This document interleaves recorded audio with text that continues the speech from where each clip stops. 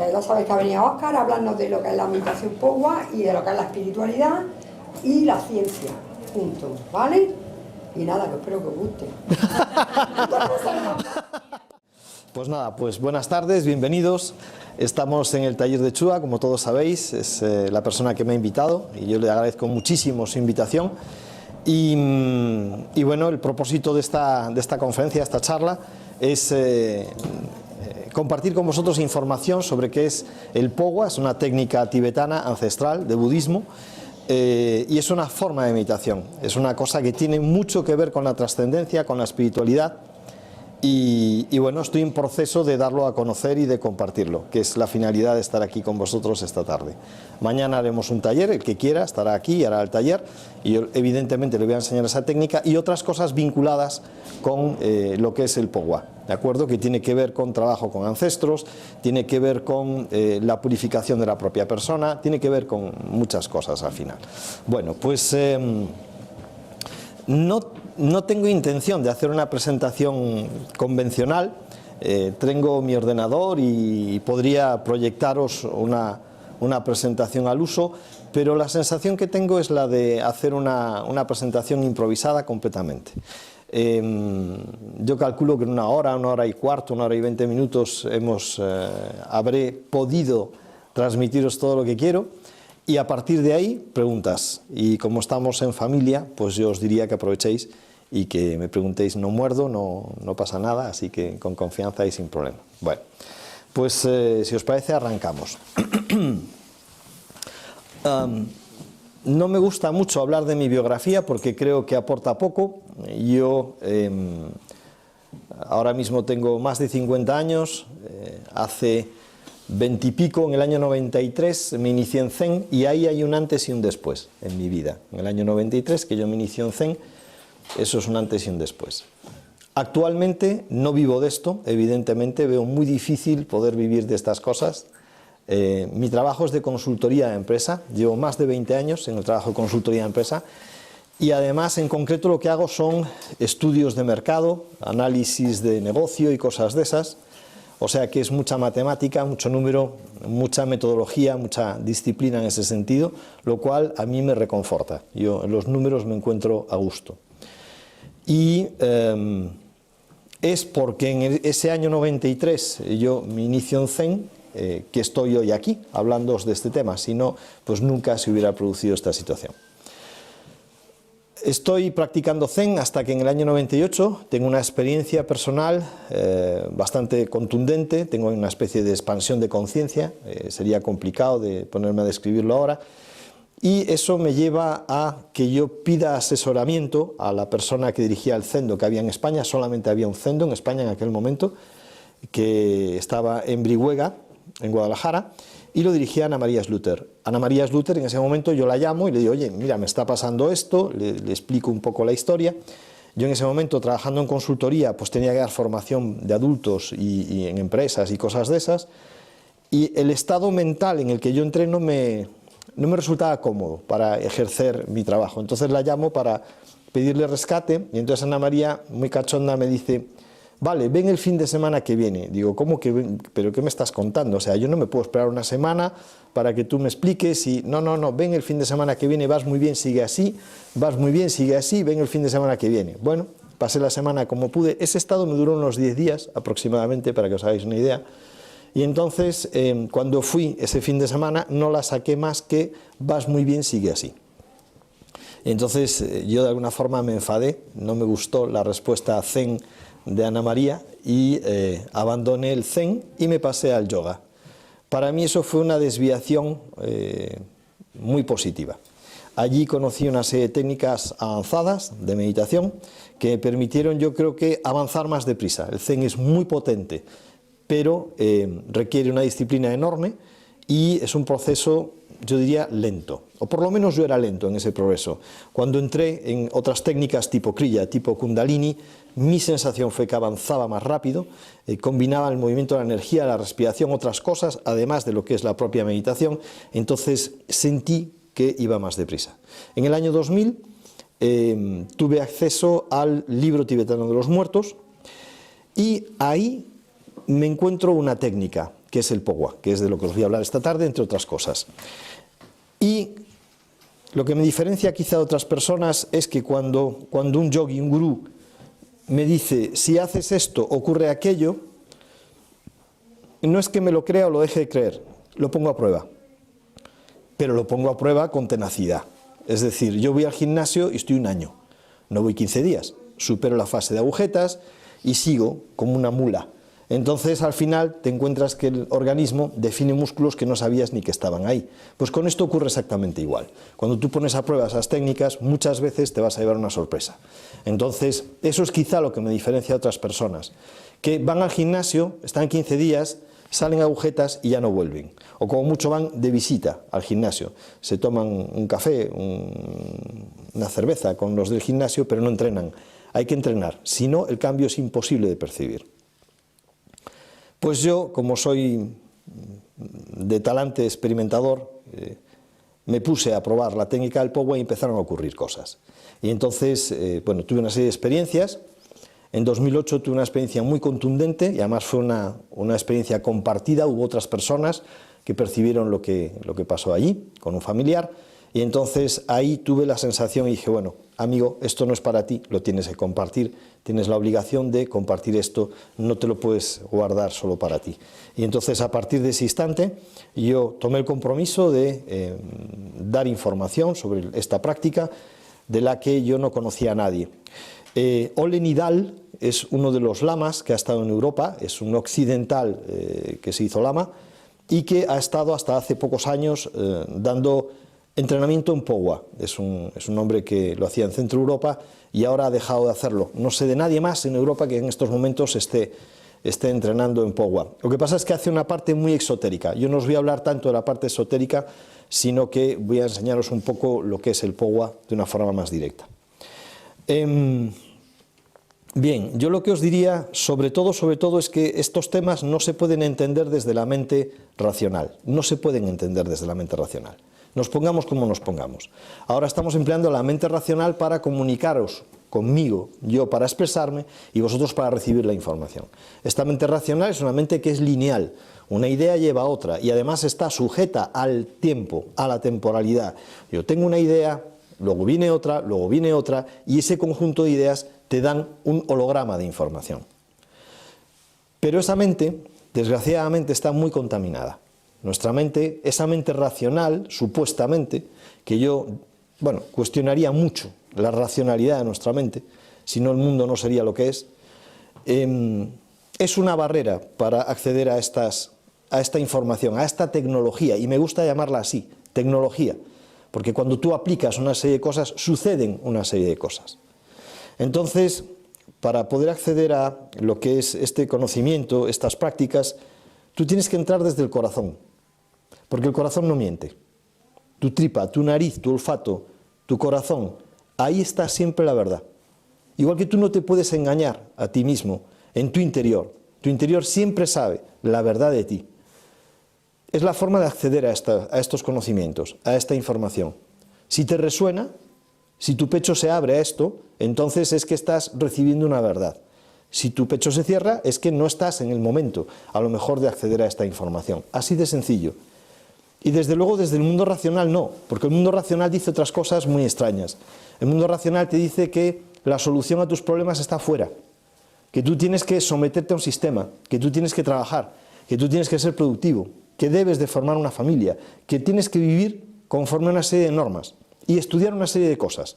Y además, cuanto mejor te sepas esas cosas que te dicen que tienes que aprenderte, es decir, cuanto mejor las memorices y luego las repitas, que es una forma de programación, pues entonces tú más integrado y más eficiente vas a ser dentro del sistema.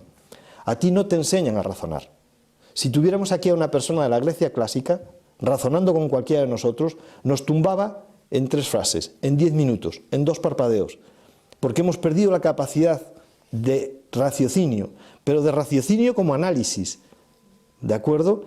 Somos la sociedad de la información. Ahora mismo entras en digital, en internet, y encuentras información de casi todo. Pero ¿cuál es la fuente de esa información? ¿Cómo puedes saber tú si esa información es fiable? Y esa información no te lleva a un mayor conocimiento. A veces lo que te lleva es a un mayor ruido. Una persona en estado normal, desde esta mente racional, viene a tener unos 50.000 pensamientos en 24 horas. Eso es un disparate. Sobre todo porque además esos 50.000 pensamientos solamente son sobre 10 o 12 temas. Por la situación económica, los hijos, qué voy a hacer mañana con no sé qué situación que tengo familiar. Son 6 o 7 temas. 50.000 pensamientos referidos sobre 6 o 7 temas. Eso no es un pensamiento, eso es ruido mental. Eso es un surco mental, que es todavía peor. Ojalá tuvieras 10 o 12 temas en tu cabeza, o 20 o 60. Eso sería maravilloso. Y eso sería una mente realmente rica. Pero no, cada vez es una mente más pobre, de la que empleamos como herramienta. Entonces, imagínate que tú tuvieras una caja con 100 herramientas. No, tienes 6 o 7, nada más. Es una pena, así estamos. Pero eso nos cuesta mucho trabajo verlo. Mi recomendación para entrar en estos temas es ese. Es decir, tú tienes que entrar a través de tus sentimientos, de tu intuición. Y toda esa intuición y toda esa otra mente, porque hay otra mente que es distinta, que es creativa, que es intuitiva, que es mucho más poderosa que la mente racional, solo se va a poner en marcha cuando tu mente esté en silencio del pensamiento. Por eso tiene tanta importancia la meditación. Cuando tu mente hace ayuno de pensamiento, es cuando tú puedes acceder a quién eres tú verdaderamente, que de eso es de lo que se trata realmente esta conferencia. ¿Quién rayos eres tú? ¿Quién rayos soy yo? Yo pude verificar, gracias a la meditación, cuanto más conseguía abismarme en mi interior, más respuestas hallaba, que es justo al revés de lo que te dice el sistema. El sistema te dice que fuera están las respuestas. No es cierto. Las respuestas de todo están dentro de ti. Pero es un mirar adentro desde el vacío. Y entonces es cuando va a emerger la información valiosa. Entonces es cuando te vuelves intuitivo. Entonces es cuando te vuelves creativo. Y te vuelves alógico, porque la vida no es lógica. A mí si hace 3 años me hubieran dicho que iba a venir a este lugar a hablar de este tema, no me lo hubiera creído seguramente. Y hubiera dicho que no. A mí si hace 15 años me hablan de la evolución que yo iba a experimentar en mi vida, hubiera dicho que no. Entonces, la vida es otra cosa. Y nuestra mente es otra que a veces nos impide vivir la vida. Y esa es la cuestión. Desde la mente racional no se vive, se malvive. Porque además la mente racional nunca está aquí ahora. Está o en el futuro o en el pasado, pero nunca está en el momento presente. Y aquí es donde ocurre todo. Yo quiero cambiar mi vida, cambia tu presente. Es que yo quiero que mañana, pues tienes que cambiar el presente. Y entonces verás cómo se produce un nuevo futuro. Si no, no hay cambio posible. Entonces aquí es donde hay que intervenir, en el momento presente. Pero no es estar aquí ahora, en esta sala, escuchando esta conferencia, yo facilitando una ponencia. Es estar presente todo el tiempo. Cuando acabo, tengo que seguir presente. Y cuando me acueste, tengo que seguir presente. Y es que ahí es cuando sucede la vida. Lo importante de la vida sucede aquí y ahora. No va a suceder mañana. Y lo que ha pasado, ya está pasado. No va a cambiar. Déjalo ir. Porque ya no puedes intervenir sobre ello. Sí se puede, pero no desde la mente racional. ¿Vale? El libro tibetano de los muertos, como tanta información, muchas culturas han hablado de que la vida humana es mucho más que la existencia del cuerpo, muchísimo más. Tú preexistes, existes y post-existes. Y hay toda una tecnología, los chamanes tienen una tecnología sobre este tema. Yo tengo amigos que han estado en la selva con indios yanomamis, en el interior de Bolivia, en el interior de Perú, y en la selva amazónica. Y ellos me contaban cómo algunos indios, llegados a los 60, 60 y tantos años, en un estado físico que muchos occidentales ya quisieran tener, se despiden tranquilamente del clan, se internan en la selva y se dejan morir. Generalmente se sientan, se acurrucan junto a un árbol, lo cual tampoco es casual, habría mucho que hablar de ese tema, y ahí se entregan y se marchan. Y no hay enfermedad, no hay nada, y en horas han fallecido. Y claro, uno se pregunta y dice, no, aquí lo normal es morir de una larga enfermedad, con el organismo destrozado, porque además la técnica lo que hace es mantener un organismo que se colapsa, mantenerlo vivo, no facilita que tú te despojes de esa chaqueta rota, No, se va parcheando y se vuelve a hacer un zurcido y se vuelve a poner otro trocito de tela y luego se vuelve otra vez a zurcir, así hasta que ya no hay donde zurcir nada más. Y ya entonces decides abandonar. ¿No sería mucho mejor que llegado ese momento uno pudiera recogerse sencillamente y poder abandonar el cuerpo sin sufrimiento? A mí me parece un ejemplo maravilloso. Pero es que los yogis también lo hacen. El conocimiento de los sufís también está ahí y te dicen lo mismo. Los budistas, los sintoístas, un montón de culturas. Lamentablemente estamos en la región del mundo actual donde toda esa información se ha perdido y donde lo normal es tener miedo a la muerte. Y ni hablar de trascendencia, por favor, vivimos en un mundo material, o sea, déjate de rollos, hay que producir, aquí lo que importa es el día a día, es ir al trabajo, cumplir un horario y cumplir las obligaciones. Pues mire usted, estamos radicalmente equivocados, estamos al otro extremo de lo que es importante.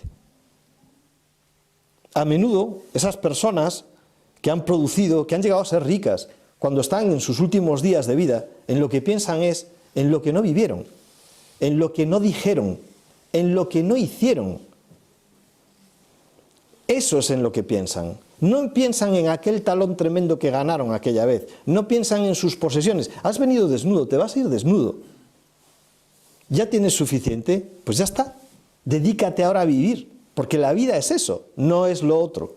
Eso es una parte en todo caso de la vida, pero no es la esencia de la vida.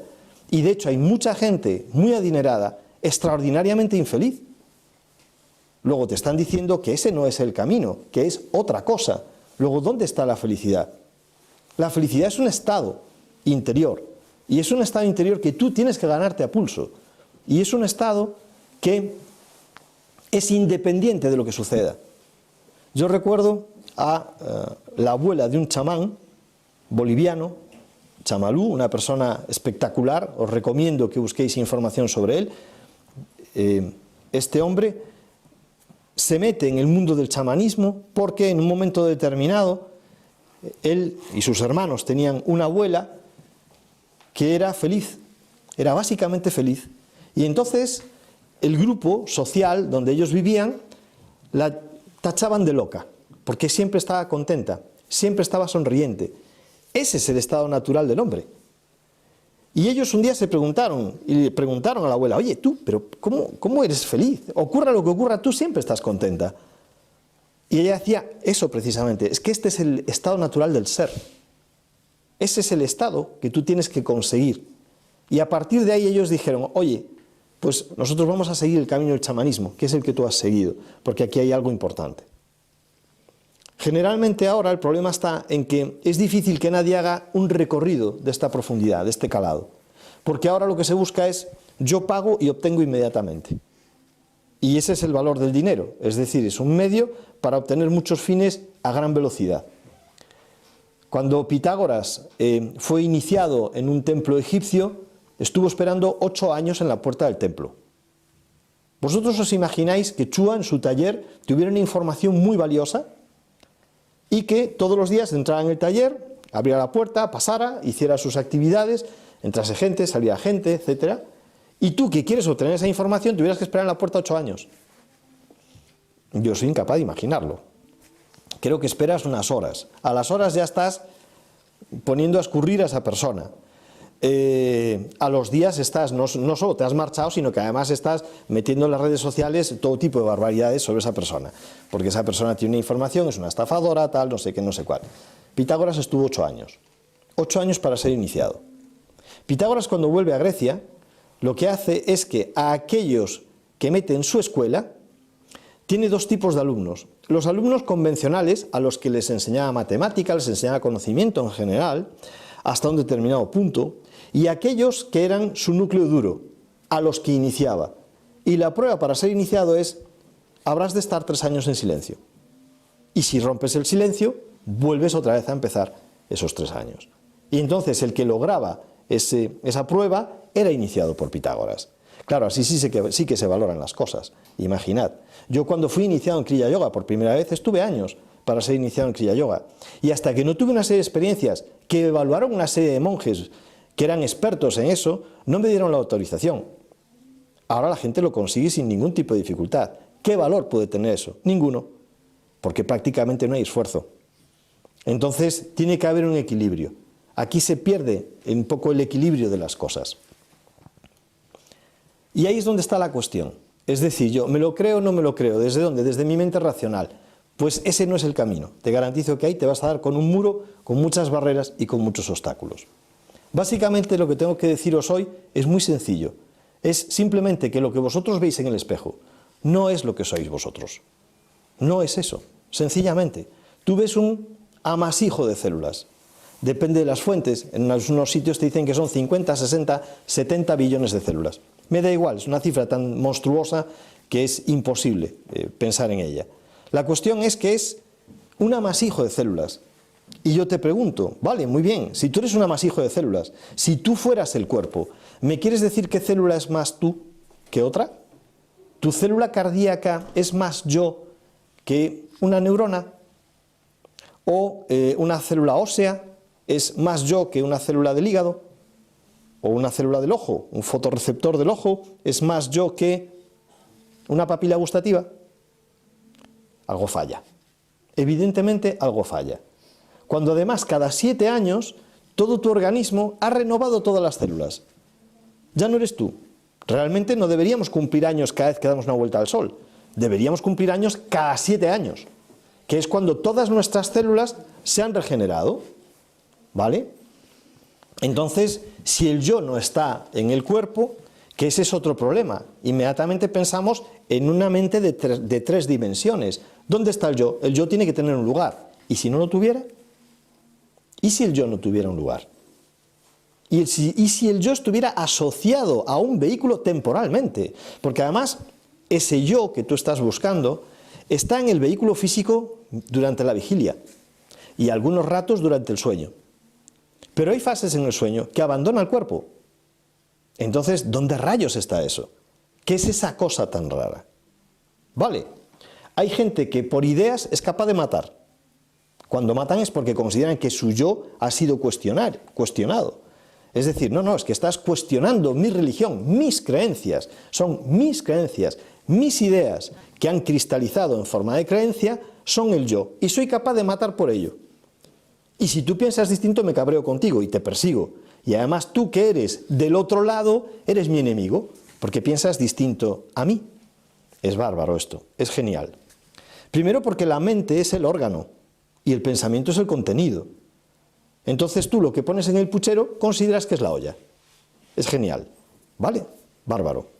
Y estás dispuesto a hacer cualquier barbaridad por aquel que cuestiona eso que has puesto en el puchero.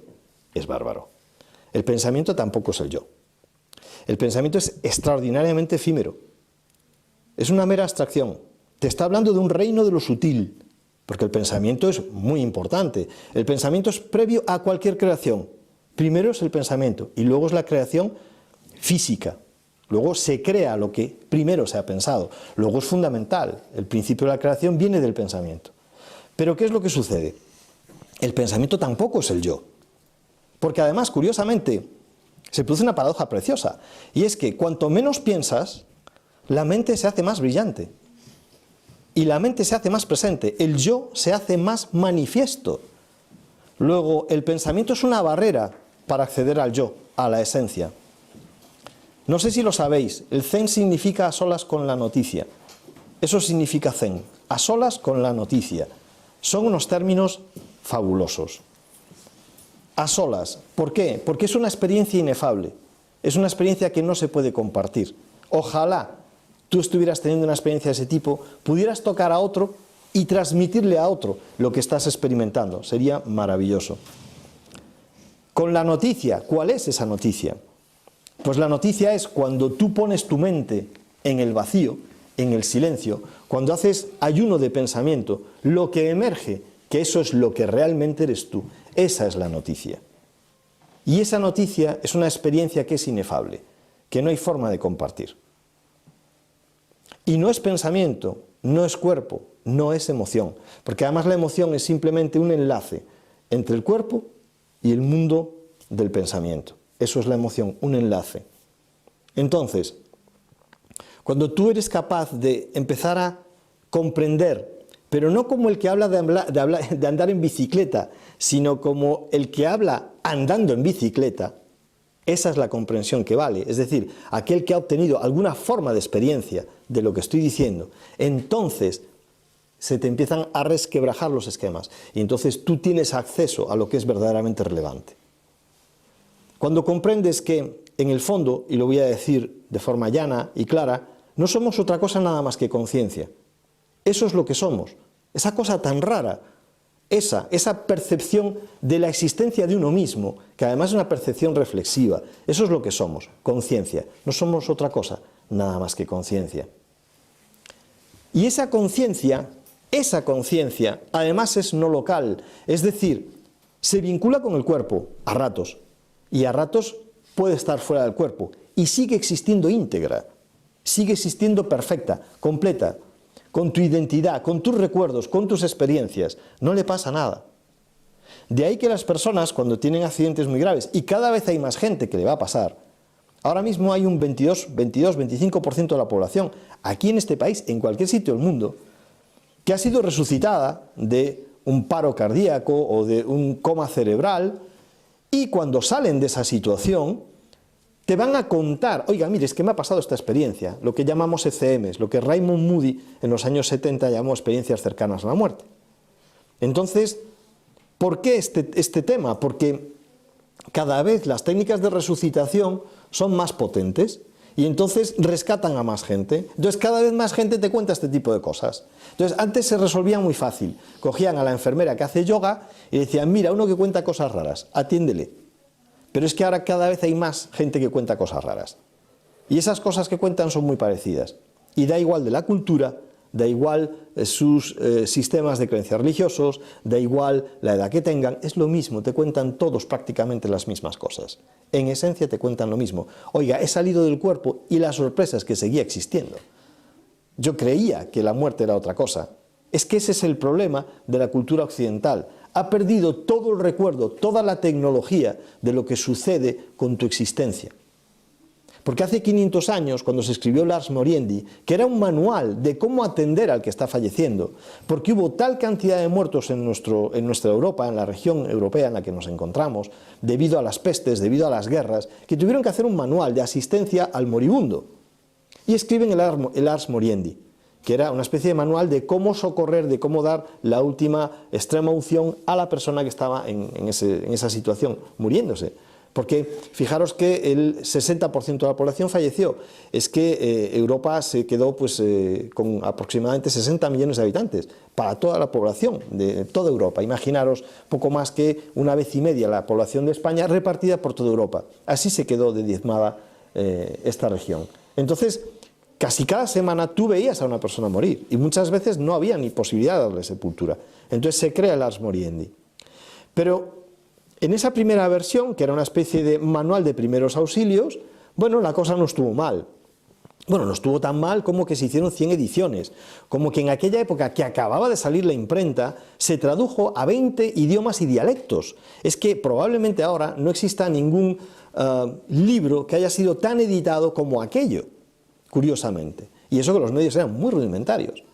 Entonces la Iglesia, en un momento determinado, considera que eso es una herramienta útil. De hecho no estaba escrito en latín, como os digo, estaba escrito en distintos idiomas y dialectos, y entonces te describía cómo dar ayuda a esa persona que estaba falleciendo. Hacen una segunda versión, y esa segunda versión estaba muy bien, porque era una versión muy humana, y lo que venía a decir era: si tú vives bien, si tú vives en orden, si tú eres una persona honesta, si tú funcionas bien en tu vida, tú vas a morir bien. Y entonces esa segunda edición tuvo mucho éxito y era un mensaje muy positivo y además orientaba a la gente, ya no en un sentido religioso, sino en un sentido de, oye, yo te animo a que vivas bien, porque entonces vas a morir con más facilidad. El problema vino porque la Iglesia pensó que iba a perder demasiado control sobre la situación y que tenía que recuperar, porque aquello estaba teniendo demasiado éxito, se les estaba yendo de las manos y cualquiera podía intervenir. Entonces dieron un golpe en la mesa y dijeron: no, aquí quien da la salvación es la Iglesia. Y entonces hacen una tercera versión, y esa tercera versión pinta la muerte tal cual la tenemos grabada nosotros desde hace 5 siglos de oscuridad. es la aniquilación, es la perdición, es el castigo eterno, es el pecado, es lo terrible. Y eso se ha quedado grabado en la sociedad y en nuestra cultura. Entonces, además, desde el materialismo, que en el siglo XVII y el siglo XVIII los filósofos David Hume, James Locke, etcétera, plantean el materialismo, y que solamente eso que es tangible, medible, palpable, existe y el resto no es ciencia y tenemos que descartarlo, nos lleva a la situación de absoluta incompetencia, desconocimiento y casi, si me lo permitís, de estupidez mental con respecto al tema de la muerte y la trascendencia. Entonces tenemos que recurrir a otras culturas donde esa tecnología nos ha perdido, donde esa cultura nos ha perdido. ¿Y qué es lo que te dicen todos? Porque da igual la región del mundo a la que vayas.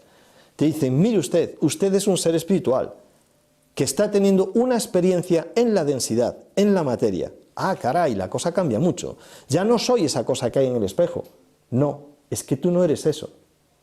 Eres una entidad que pertenece a otro plano distinto, a un plano sutil, y que por determinadas razones, que no son razones simples, entran una y otra vez en la densidad para experimentar y aprender aquello que necesita experimentar para evolucionar. Cuando tú empiezas a entender esto desde esa óptica, no tienes problema. Entras con toda seguridad en este campo, en este entrenamiento, en este tipo de contenidos, porque ahora entonces la cosa empieza a cobrar sentido. Y luego tienes que entrar con una flexibilidad muy grande. Muchas veces la verdad es como una luz, te hace parpadear y requiere de la adaptación de tu ojo para poder mantener el párpado abierto. Y esto es un proceso de despertar. Y en ese proceso de despertar al principio puedes escuchar cosas que te van a obligar a ser flexible con tu sistema de creencias, con tu sistema de valores, con tus pensamientos, a descartar cosas y a abrir la puerta a cosas nuevas, porque si no, no vas a poder progresar.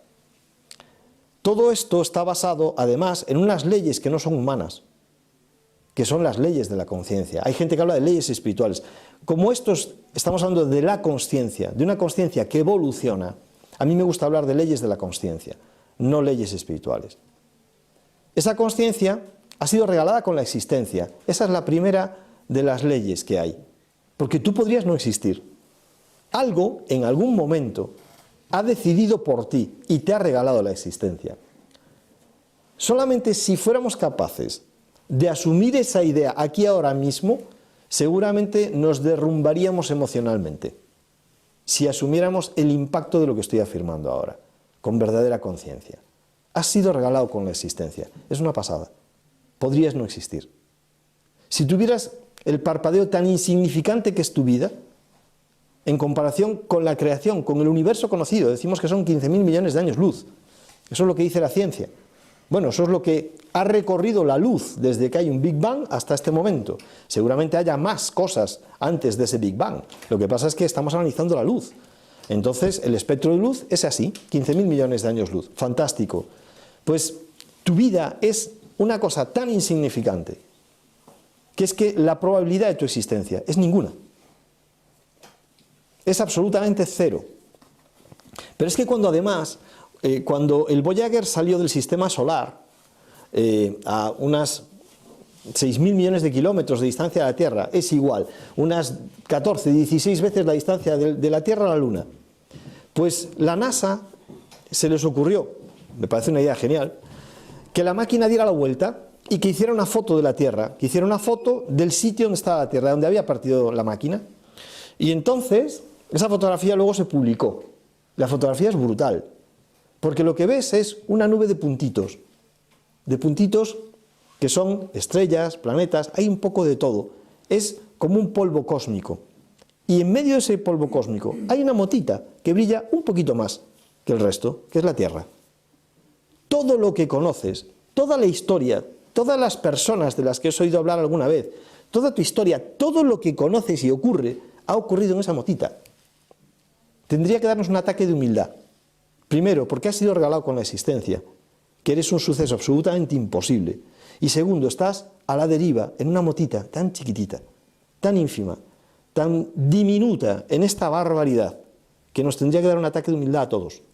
Y ponernos de rodillas y dar las gracias. Y estar días dando las gracias. Y eso sería una tarea importante, dar las gracias. Y esa es la primera ley de la consciencia. Has sido regalado con la existencia. Y vas a existir pese a todo, porque ya te lo han entregado y nadie te lo va a retirar. Que esa es una de las sorpresas. Cuando el cuerpo se colapsa, que te encuentras que sigues existiendo. Como la persona no ha sido educada en estas cosas, la primera reacción es de sorpresa. ¿Qué rayos está pasándome? ¿Qué raro es todo esto? Esa consciencia además tiene un mandato de evolución. Tú tienes un plan de crecimiento, un plan de desarrollo, y ese plan de desarrollo es individual. Y el ritmo de ese plan es el que tú quieras, porque hay otra tercera ley de la consciencia que es muy importante, el libre albedrío. Tú tienes libre albedrío para despertar o seguir dormido, porque somos conciencias bebés, somos conciencias muy chiquititas, diminutas. Somos como un bebé, consciencialmente hablando, que no recuerda el día de ayer. Se despierta por la mañana y se encuentra en un lugar y aparecen unos señores enormes que le abrazan, le achuchan, le miman, le colman de cosas muy agradables y dice, bueno, fantástico, fenomenal. Acaba el día, se queda dormido, se borra todo. Despierta al día siguiente y volvemos a empezar. Hasta un día que esa conciencia evoluciona lo suficiente para recordar el día de antes. Y de repente esos tipos dicen, contra, si me suenan, leche, si yo he estado aquí antes ya, me cago en 10. Y empieza a reconocer juguetes, situaciones, y la conciencia empieza a despertar. Estamos en ese punto. En este mundo hay gente que está despertando, y hay gente que sigue dormida, y que además no quiere despertar, también os lo digo. Ha venido a la densidad a estar de vacaciones. Entonces no tiene ninguna prisa, ni ningún interés por despertar. Ni tú tienes que meterte con ellos, porque existe la ley del libre albedrío, para decirle, oye, toc, toc, toc, se puede, despierta, majo, que ya va siendo hora. No, no tienes derecho a hacerlo. El trabajo es personal. Y cada uno se pone el ritmo de crecimiento. ¿Qué ocurre? Que la persona que empieza en el despertar, que parte de ese despertar implica que empieza a tener recuerdos de otras posibles existencias, su olfato le dice, carajo, estoy con alguien que ya conozco, ostras, cómo me suena esta persona, o esta persona, qué sensación más mala me está provocando, o, oye, ahí hay una dinámica de algo que no es tangible, que tú tienes que empezar a atender y que es importante. Pues, ¿qué sucede? Que en ese proceso de despertar, al principio uno empieza a hacerse preguntas, y esas preguntas además van generando una sed que es imposible de saciar. Ese es el punto chulo, ese es el punto bueno, ese es el punto interesante, porque ya entras en un estado de vorágine, de búsqueda, que no va a detener nada, y esa búsqueda te va a ir llevando en tu propio proceso evolutivo, y ahí la persona ha empezado a despertar. Y además, una vez que ha empezado a despertar, es un punto sin retorno, porque va a buscar cada vez más preguntas y va a buscar cada vez más información y el universo le va a empezar a devolver información.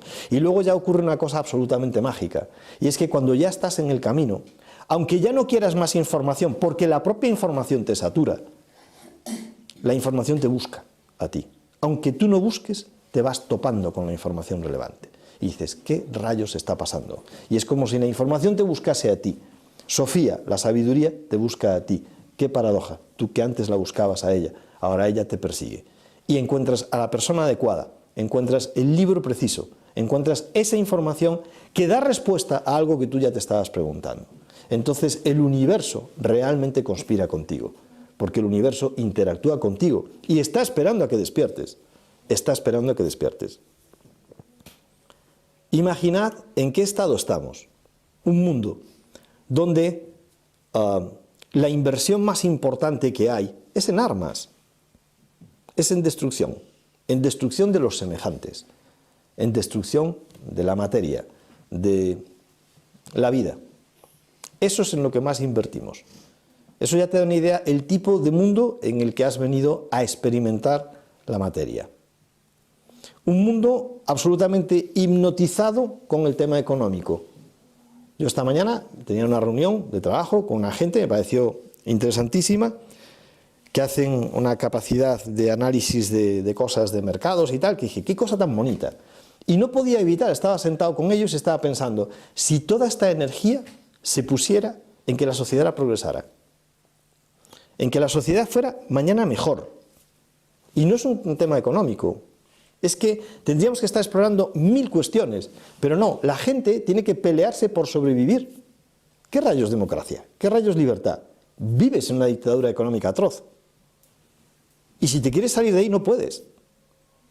Y además, si tú no atiendes esa prioridad, el resto de prioridades no pueden ser atendidas.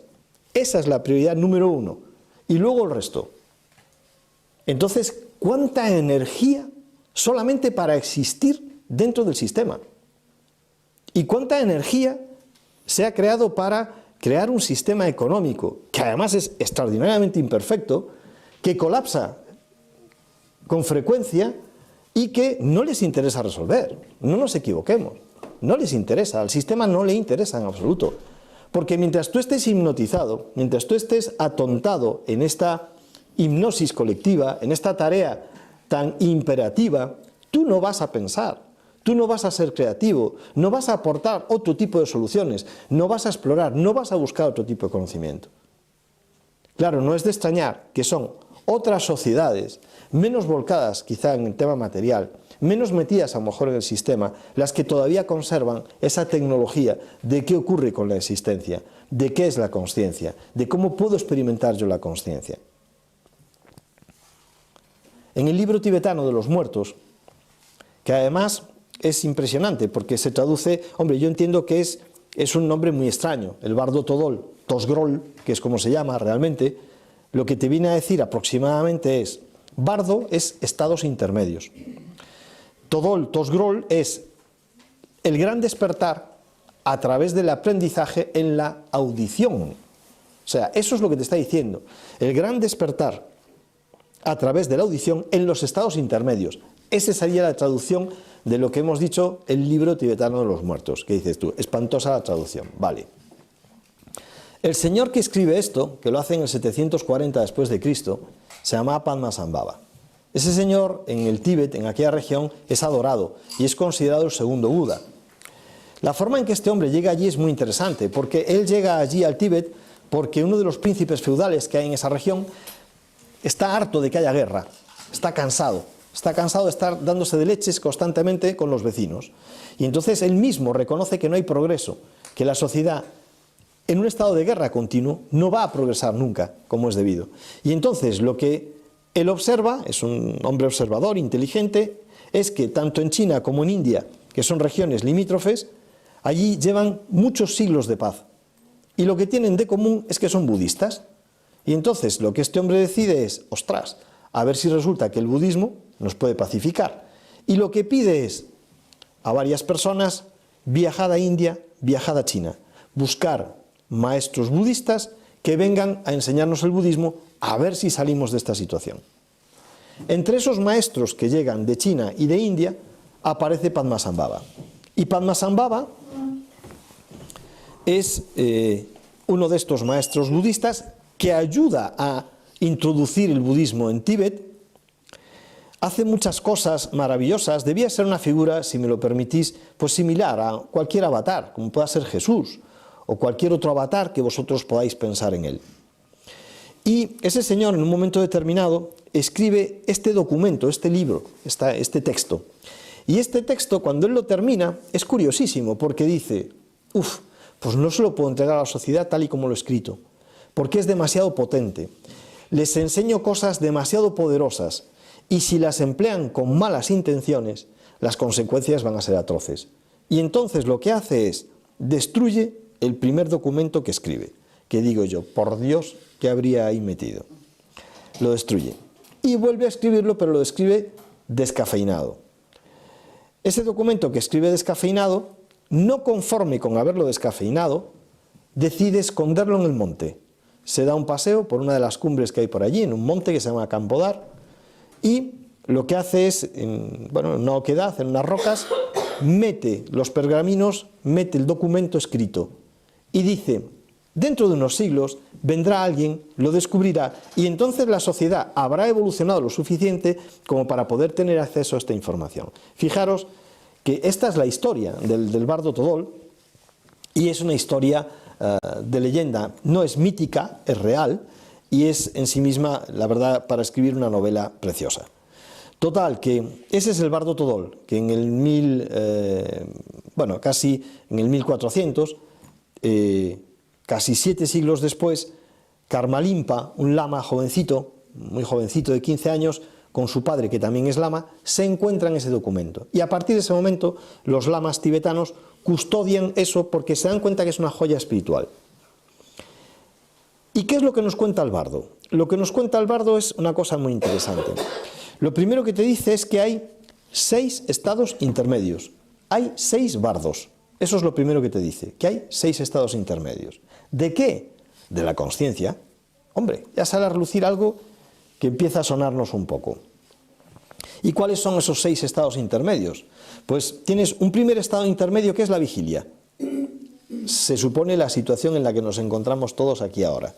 Un segundo estado intermedio que es el sueño, que es, bueno, pues en el que entraremos dentro de un ratito.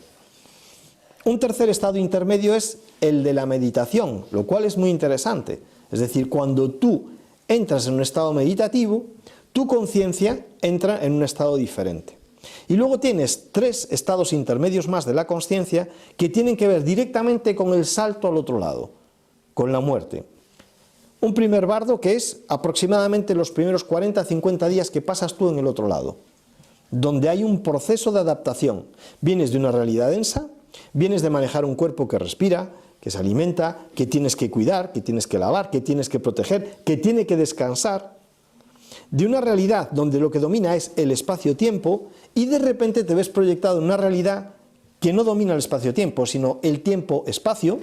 Por eso ocurren una serie de fenómenos, como eso que describen las personas que han tenido los ECMs, en las que te dicen, oye, es que al llegar al otro lado, en un instante yo vi el resumen completo de mi vida, con todo detalle, y además pude ver cómo había impactado mi vida en terceras personas, que eso es lo más valioso, y se quedan con un enorme impacto de esa evaluación de su vida, y dicen, en un instante lo he visto todo. Eso solo puede ocurrir cuando estás en un espacio, no espacio-tiempo, sino en un tiempo-espacio. Bien, pues eso es uno de los bardos. Hay otros 2 bardos, que es el espacio, cómo se comporta la consciencia cuando está entre vidas, es decir, estás en la densidad, saltas al otro lado, el tiempo que pasas en ese otro lado hasta que decides volver a entrar en la densidad, ese es otro bardo. Y el último bardo es cuando esa consciencia decide que va a volver a entrar otra vez en la densidad y va a volver a experimentar. Y elige los padres y elige el teatro donde va a ocurrir todo su proceso evolutivo y de aprendizaje. Y ese es el 6º y último bardo.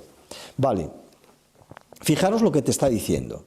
Y es muy interesante porque te dice 6 estados intermedios de la consciencia.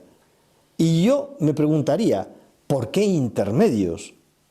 ¿Por qué hablan de intermediación? Muy sencillo, porque la consciencia va a sufrir como interrupciones cuando pasas entre uno y otro bardo. Quizá cuando entras y sales de la meditación no lo aprecias tanto, pero cuando entras en el sueño pasas un filtro. De alguna forma pierdes la consciencia. Y tu consciencia vaga hasta que al día siguiente te despiertas, vuelves a cruzar ese filtro y traes algo de información, porque el filtro se encarga de sesgar la información. No traes la información en condiciones, la traes deformada, la traes parcial, la traes mezclada. Por eso son estados intermedios. Ya ni qué decir te hablo de ¿y qué ocurre al otro lado? Porque no recuerdas absolutamente nada. El filtro es todavía más grande. Entonces, por eso te está hablando de estados intermedios de la consciencia. Entonces, ¿qué es un Buda? Un ser que está despierto. ¿A qué está haciendo referencia? A que su consciencia está despierta. ¿Qué significa eso? Que no hay bardos. Fijaros qué impresionante. No hay bardos en una persona que ha alcanzado ese estado. Transita entre un estado de la consciencia y otro sin interrupción. Por eso es importante trabajarse en todos los bardos que tú seas capaz de trabajarte. Te tienes que trabajar en la vigilia para ser cada vez más consciente. Es ahora el mindfulness que está tan de moda. Fantástico, porque es poner atención aquí y ahora. Maravilloso. Porque entonces la persona, en vez de comer, seguramente se nutra. No va a zampar. va a comer con conciencia de que está nutriendo su cuerpo. Entonces seguramente lo haga mejor que si come dormido, si come inconsciente, que es como estamos la mayoría del tiempo, en cualquiera de los bardos, inconscientes. Por lo mismo, si además practicas meditación y buscas entrar en estados profundos de la conciencia, con conciencia plena y limpia, fabuloso, estás sometiéndote a un entrenamiento que te va a enriquecer y que va a hacer que tu conciencia se amplíe. Maravilloso. Y luego ya es fantástico si tú te empiezas a entrenar en sueño consciente. De tal manera que tú entres en el sueño y sepas que estás soñando. Y cuando te despiertes, recuerdes perfectamente que estabas soñando y qué era lo que soñabas. Fabuloso. Siguiente paso es que tú empieces a manipular tu propio sueño. Y por lo tanto, con qué sueñas y para qué sueñas. Y eso sería fantástico. Ahí estás empezando a romper esas interrupciones de la consciencia. Eso es un trabajo de despertar muy potente, muy firme, muy estupendo.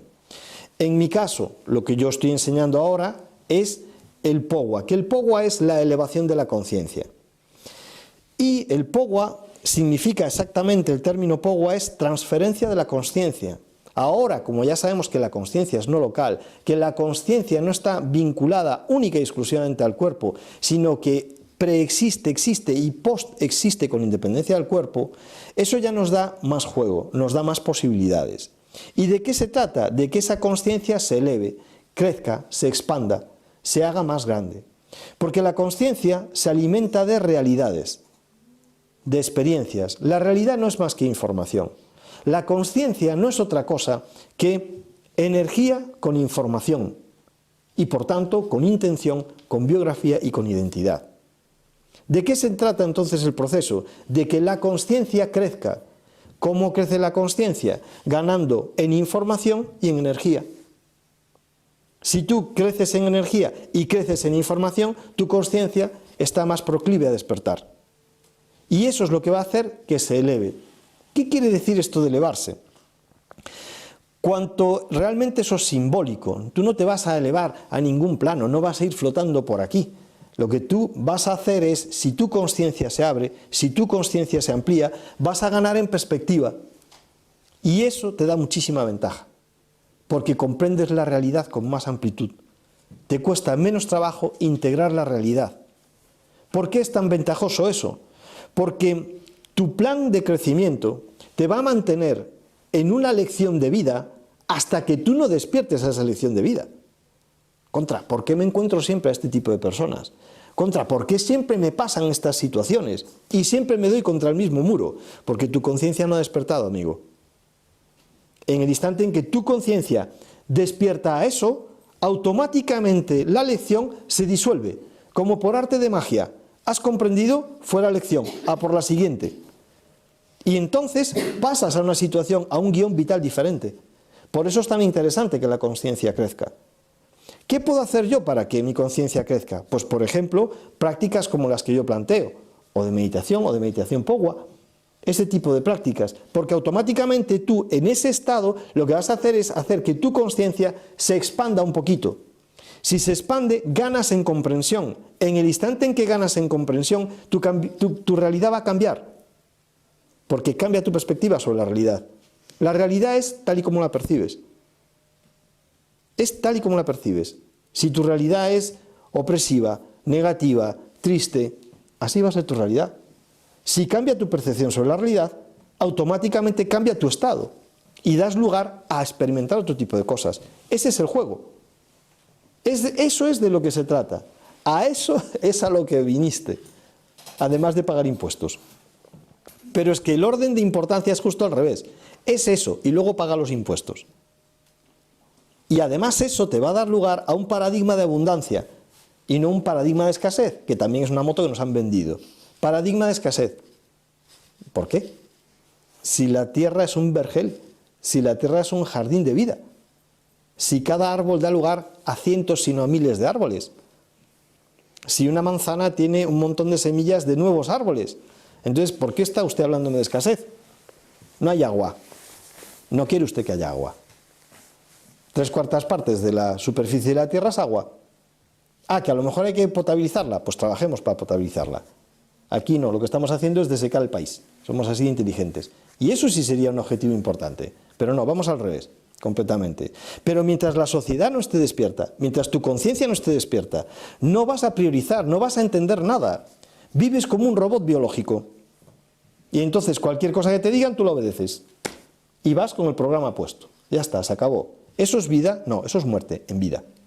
De hecho, hay mucha gente que está realmente dormida en vida. Su conciencia no ha despertado.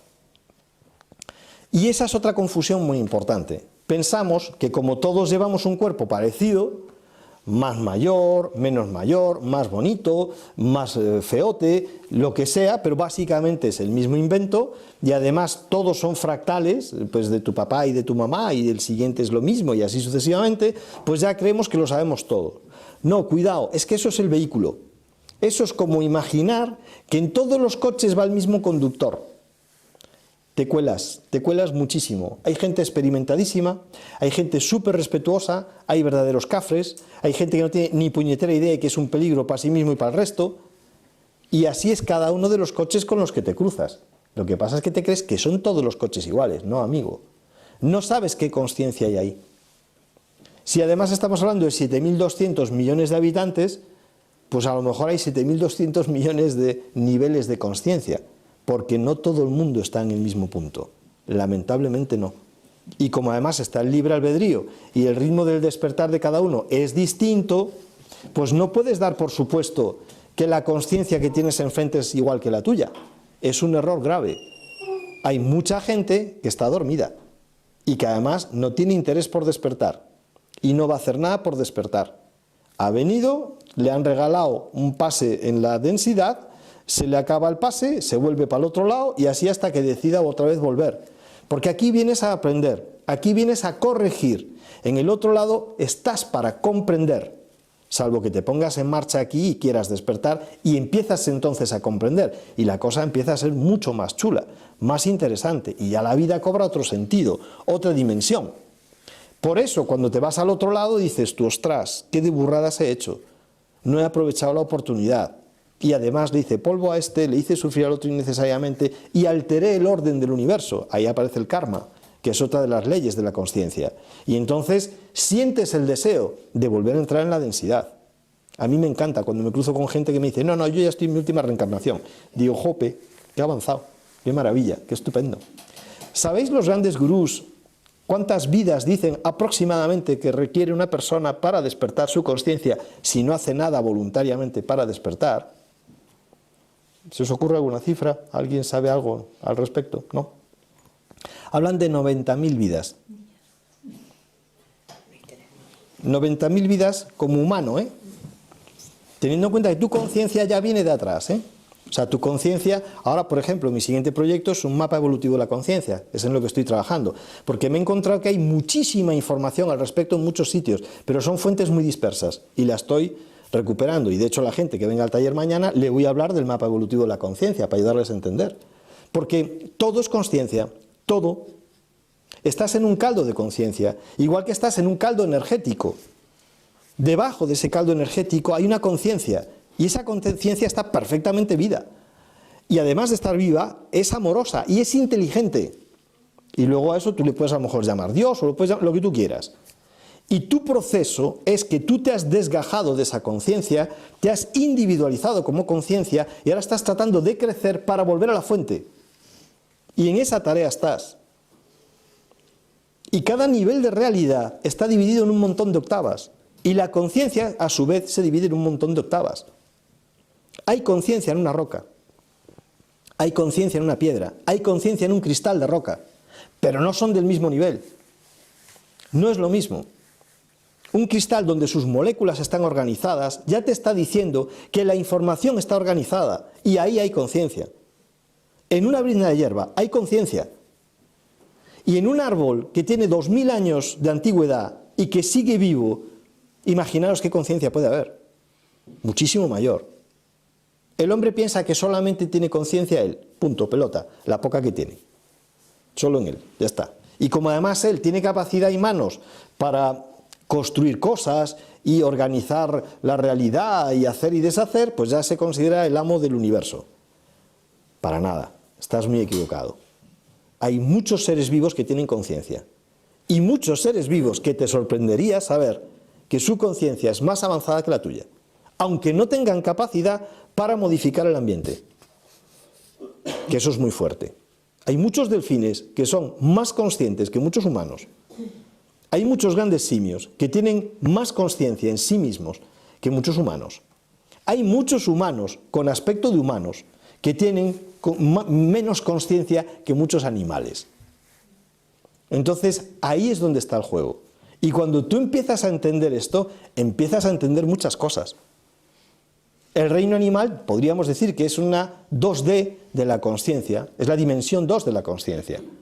Y ahí el juego es la supervivencia. Entonces, los catalizadores más importantes, los reactivos para que la consciencia se active, es la lucha o la huida, porque es pura supervivencia. Pero, por ejemplo, en una manada de lobos, el nivel de conciencia no es la misma que en un cardumen de peces. El cardumen de peces a lo mejor es un 2-2 o es un 2-1 a nivel de conciencia. Pero la conciencia que hay en una manada de lobos a lo mejor ya es un 2-6 o es un 2-5. Y seguramente el lobo alfa ya es un 2-7. Y si quiere progresar su conciencia, tiene que dar un salto a tercera dimensión. Luego, ¿cómo va a progresar? Ganando en identidad. Por eso es un lobo que se diferencia. Una mascota que tú vive contigo está ganando identidad. Sacrifica el vivir con sus iguales para vivir con un tipo de conciencia 3D. Y se le otorga identidad, que es el siguiente paso. En 2D la conciencia es compartida. Es una conciencia de manada, de grupo, de colectivo, prácticamente indiferenciada. En la conciencia 3D lo importante es la diferenciación, la identidad. Por eso es tan importante para nosotros la identidad. Y nuestra conciencia está separada del resto. La conciencia 4D es volver a unirnos con los otros, pero desde la identidad creada. Una sociedad 3D es individualista, es separatista, es yo lo mío y a ti que te den, porque a mí lo que me importa es lo mío, el resto no me importa. Una conciencia 4D es una conciencia donde el otro es un igual, y es tan igual, pero siendo diferente, que cualquier cosa que él gana, yo la gano. Vuelve a ser una conciencia de grupo, pero es una conciencia compartida, donde lo que el otro evoluciona, lo evoluciono yo también. Yo recuerdo, por poneros un ejemplo, cuando mi hijo aprendió a andar en bicicleta, fue impresionante, porque aprendió al primer ensayo, a la primera. Y pensé en esto que os estoy compartiendo ahora, porque el hecho de que tantos seres humanos hayan aprendido a hacer esa habilidad, facilita que los que vienen aprendan esa habilidad, prácticamente la traen aprendida. Eso ya es un fenómeno, digamos 4D, es el fenómeno del centésimo mono, que muchas veces veo que lo explican por ahí y lo explican de pena. Pero por ahí van los tiros. Entonces imagínate, o sea, todos los niveles de conciencia que hay. Un avatar a lo mejor es un 4-3 o un 4-4 a nivel de conciencia, nada más. Y fíjate el salto evolutivo. Y un yihadista probablemente no sea nada más que un 3-0 de conciencia. Entonces, ¿cómo a un tipo de 3-0 le vas a hablar de trascendencia? ¿Cómo le vas a hablar de estos conceptos? Su mente no puede, su conciencia no puede entrar en estos contenidos, es imposible.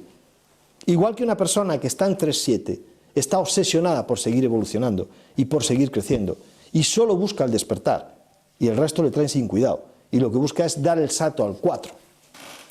Todo eso que hablan de Gaia, de la Madre Tierra, lo que hablan los mayas, todo este salto es precisamente eso. Cuando hablan del 3D al 4D, es de esto de lo que estamos hablando. La Tierra es un logos en sí mismo, es un ser vivo, es la hipótesis Gaia de John Lovelock, que te dice que es un ser vivo, y la Tierra está dando el salto de 3D a 4D. Y todos los seres que hay en la superficie de Gaia tienen que dar ese salto, y si no lo dan tampoco pasa nada, porque los seres humanos que no den el salto, que sigan un proceso de 3D, van a ir, cuando vuelvan a entrar a la densidad, a una esfera de vida basada en el 3D, si no pasa nada, si hay miles de millones de esferas de vida. Y esas vidas contienen, esas esferas de vida, contienen una vida en un nivel de conciencia apropiado para lo que son. No pasa nada, es eso. Y cuando la persona salta al tiempo-espacio, salta a una esfera de vida, acorde con su nivel de conciencia. No todo el mundo va al mismo sitio cuando das el salto. ¿De qué depende? De tu nivel de conciencia. Entonces habrá quien salte a 5D, y habrá quien salte a 6D, y habrá quien salte a 7D. Pero no se salta al mismo sitio. No todo el mundo va al mismo sitio.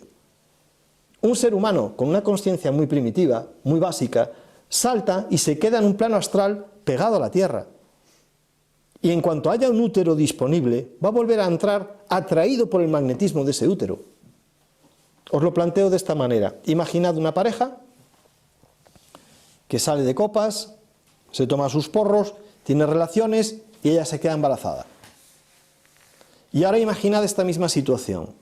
Una pareja que conscientemente quiere co-crear una vida y quiere compartir vida con otro ser. Y se limpian sus organismos, dejan de fumar, toman una dieta sana, elevan su vibración. Lo que están haciendo es cuidarse para llamar a una nueva vida. Y lo hacen conscientemente. Y ahora la pregunta, ¿pensáis que viene lo mismo? ¿Vosotros podéis creer que en una situación y en la otra lo que viene es lo mismo? No. Evidentemente no. En el primer caso lo que viene es una conciencia muy básica. No viene una conciencia elevada. En el otro caso tú estás llamando a una conciencia elevada. Porque lo primero que tú haces es poner tu conciencia en eso. Haces un proceso co-creativo con otro ser humano, basado en el amor, cuyo principio es la co-creación. Y entonces, además, llamas a un ser elevado. ¿Qué va a entrar? Un ser de alta vibración. Lo que llamamos un ser de alta vibración es lo mismo, una conciencia más elevada. Imaginad cómo sería la sociedad si todo el mundo, cada vez que quiere co-crear un hijo, lo hiciera de esa manera. Y no fuera un mero acto sexual. Esto en 2 o 3 generaciones no lo reconocía ni su padre.